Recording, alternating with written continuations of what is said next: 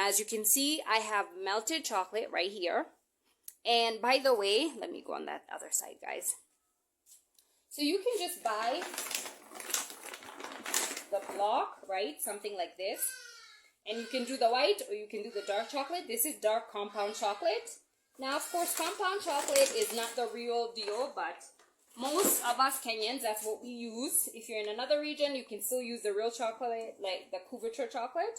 You want to chop it into pieces, and then what I've done here is a double boiler. So this is basically hot water. And then because you never want to really directly heat chocolate, it's gonna burn, especially compound chocolate.